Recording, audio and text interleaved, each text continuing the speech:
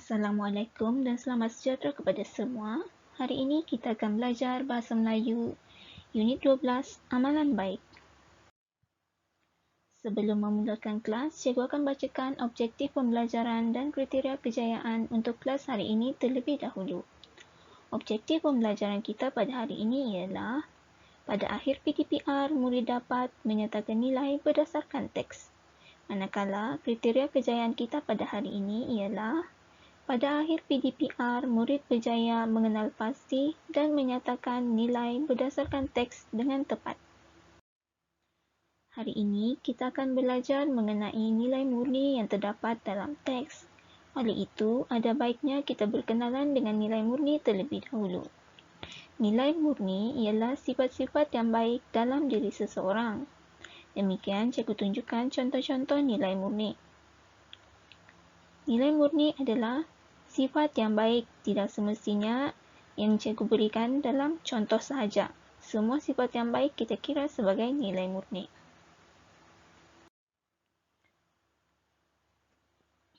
Mari kita baca teks. Tajuk kita hari ini ialah asal-usul nama Baling Kedah. Di negeri Kedah terdapat sebuah daerah yang bernama Baling. Hari ini kita akan membaca asal-usul nama daerah tersebut. Mari baca bersama-sama cikgu.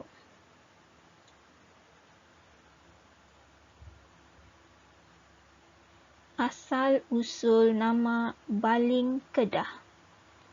Menurut cerita orang-orang tua, pada zaman dahulu, sekumpulan petani dari Siam telah membina rumah di sebuah kaki gunung di negeri Kedah.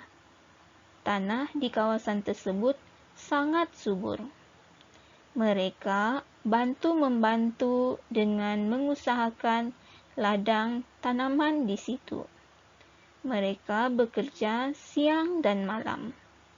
Pelbagai pokok buah ditanam. Selepas beberapa tahun, pokok manggis, langsat dan cempedak berbuah dengan lebatnya. Tiba-tiba, sekawan kera datang lalu makan buah-buahan di ladang tersebut. Para petani berusaha dengan pelbagai cara untuk menghalau kera-kera itu.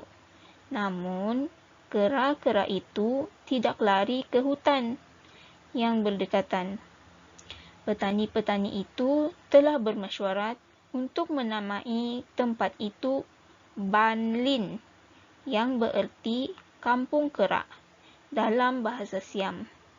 Lama-kelamaan, perkataan Banlin menjadi Baling.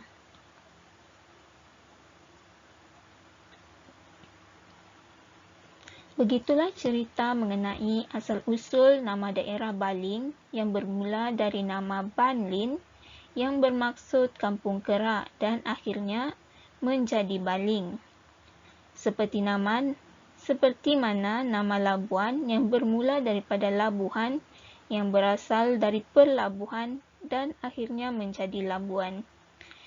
Mari kita cari nilai berdasarkan ayat-ayat yang cikgu pilih dalam teks ini. Ayat pertama, mereka bantu-membantu dengan mengusahakan ladang tanaman di situ. Melalui ayat ini, kita boleh melihat nilai bekerjasama, iaitu mereka saling bantu-membantu yang menunjukkan nilai kerjasama. Untuk ayat kedua pula, mereka bekerja siang dan malam. Dalam ayat ini, kita boleh nyatakan nilai kerajinan melalui frasa bekerja siang dan malam.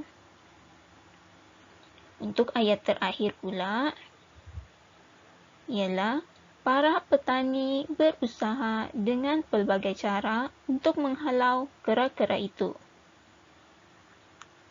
Dalam ayat ini pula, kita dapat melihat nilai tidak mudah berputus asa, iaitu pada frasa berusaha dengan pelbagai cara.